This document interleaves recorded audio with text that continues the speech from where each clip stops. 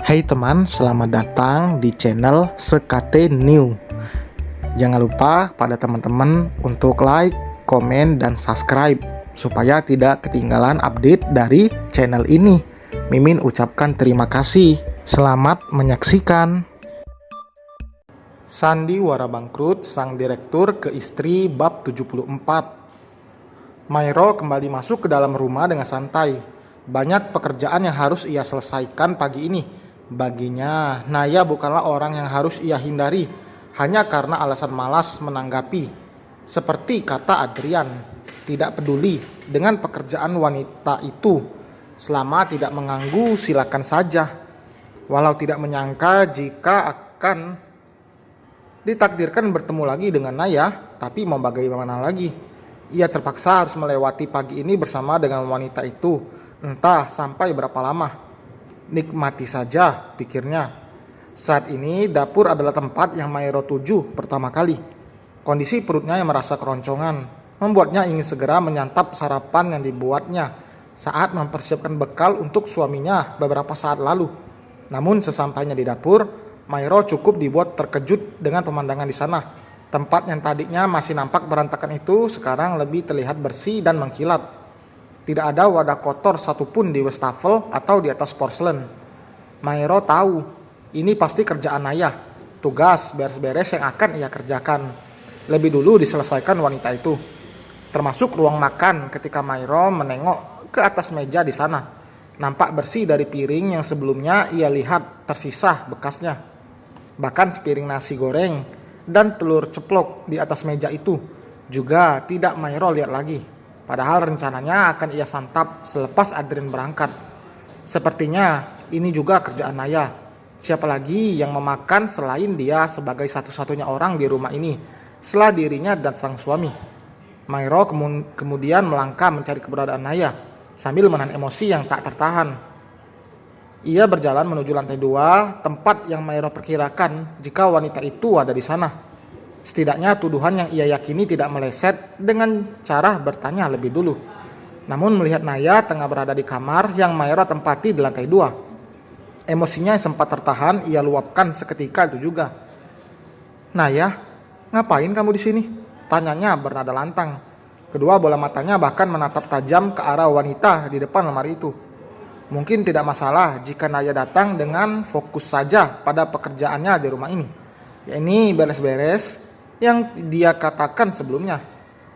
Sayangnya tidak, tujuan utama Naya sepertinya meleset. Dengan tanpa segan dia membuka lemari pakaian di kamar itu, lalu mengambil satu persatu pakaian milik Mairo, kemudian mencobanya secara langsung. Bayangkan siapa yang tidak marah, apalagi tidak ada kata izin sepatah kata pun dari mulutnya. Emosi yang masih terpendam karena harus menahan lapar ketika sarapannya disantap orang lain belum terselesaikan, lalu harus ditambah lagi dengan hal yang tak kalah membuatnya emosi. Emosinya semakin naik. Yang lebih terasa dongkol lagi, pelakunya adalah orang yang sama. Tanpa ditanya pun melihat tingkah wanita tanpa sopan itu saat ini sudah menjadi bukti kuat. "Aku lagi cobain baju, ternyata baju kamu udah gak kayak dulu lagi ya, Rah. Udah lebih bagus sekarang. Aku minta satu yang ini ya." Bukannya merasa bersalah atau meminta maaf, Naya justru terang-terangan menampilkan ketidaksopanannya di depan Mairo. Entah kemana urat malunya yang harusnya tertanam di dalam diri masing-masing. Tentu saja hal itu semakin menambah emosi dalam hati Mairo. "Lepas enggak bajunya?" "Enggak, kan aku bilang aku suka ini. Aku minta yang ini," jawab Naya membela diri. Biasanya Mairo lebih memilih menghindari keributan. Ia akan selalu mengalah demi suasana kondusif. Namun sepertinya tidak untuk pagi ini. Wanita di depannya sudah memancing emosinya hingga ke puncak. Jadi dia juga harus menerima konsekuensinya. Tanpa pikir panjang, Mairo mendorong tubuh Naya dengan sangat keras hingga dia jatuh terjengkal di atas kasur. "Lepas enggak?" pintanya memaksa. Amarahnya yang nampaknya tengah meluap-luap berhasil membuat Naya ciut seketika. Naya terlihat setengah ketakutan sampai tidak berani melawan. Dia bahkan mulai melepas gaun pribadi Mairo perlahan. meski wajahnya tetap menampilkan ketidaksukaannya. Pelit banget jadi orang ke teman sendiri nih. Naya menggerutu sambil menyerahkan gaun merah muda kesukaannya. Apa? Aku gak salah dengar, Nay. Sekarang kamu baru mengakui aku teman kamu. Karena dulu kamu merasa butuh. Dulu kemana? Mairo mengungkap masa lalu apa adanya. Sambil melirik wanita yang berdiri di samping ranjang itu. Mairo memungut beberapa gaun di atas kasur. Rencananya akan dicuci ulang setelah sebelumnya dicoba hingga menempel di kulit Naya. Karena dia sendiri melepas baju yang dikenakannya demi memakai pakaian milik Mairo. Ya, dulu kan kamu kucel. Masa iya aku mau deket-deket kamu? Ya nggak level lah. Naya terus menjawab sesuai faktanya. Hanya saja kali ini nadanya terdengar lirih.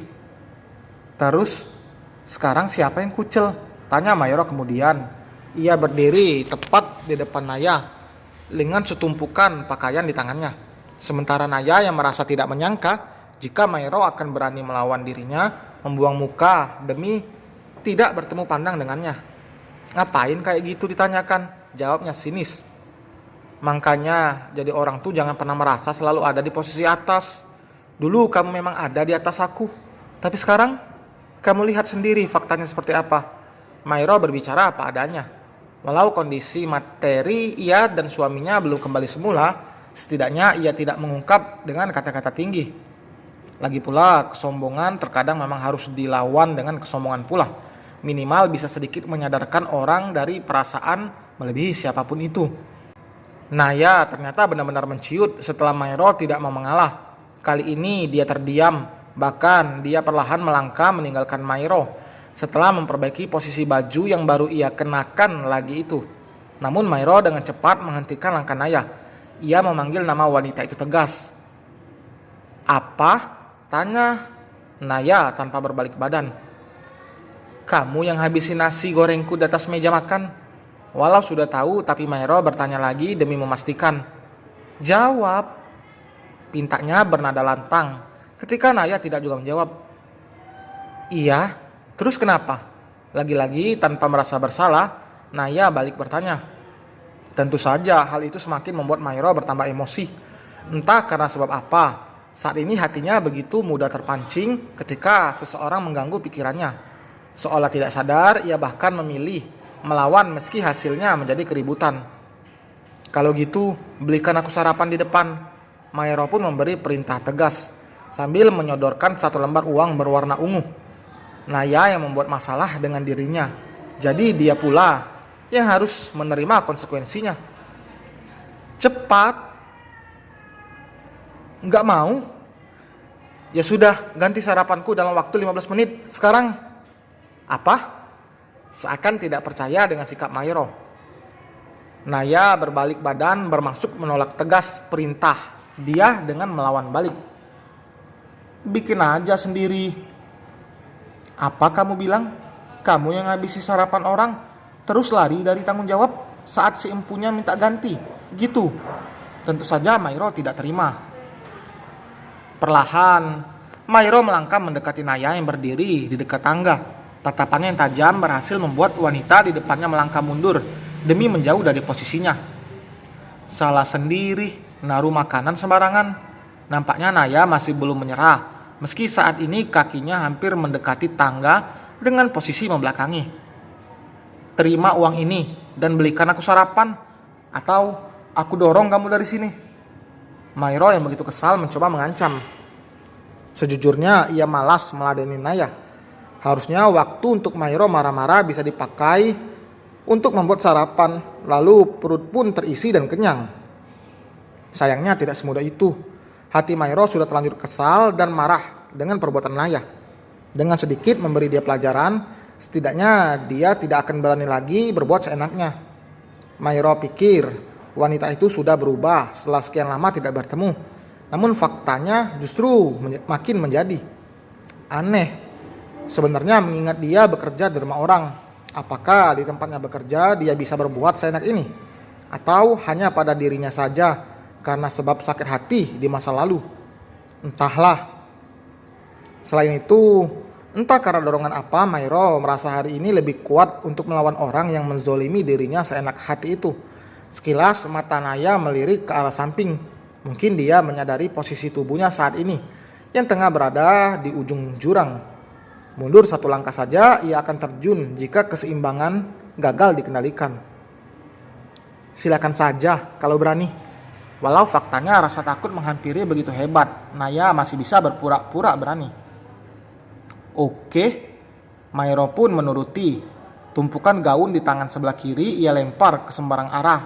Yang terpenting dua tangannya bisa dengan mudah mendorong tubuh Naya, seolah tidak peduli dengan dampaknya. Andai Mairo benar-benar menuruti keberaniannya itu. Dua tangannya saat ini sudah melekat di pundak Naya. Mairo, kamu beneran mau dorong aku? Tanya Naya dengan wajah yang nampak panik. Kenapa enggak? Mairo menjawab enteng. Kamu gak takut di penjara?